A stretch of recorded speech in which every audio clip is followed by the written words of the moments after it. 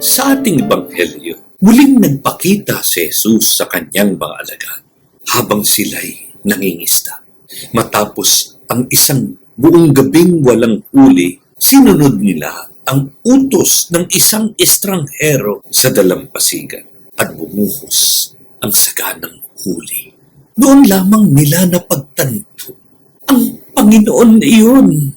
Madalas, sa gitna ng ating pagod at pakiramdam ng pagkabigo, hindi natin napapansin na ang Diyos ay naghihintay lamang sa atin. Tinatawag niya tayong magsimulang muli. Ang Pasko ng pagkabuhay ay paalala na ang sariling lakas ay kulang. Ngunit sa pagsunod sa kanyang tinig, nagiging masagana ang ating buhay.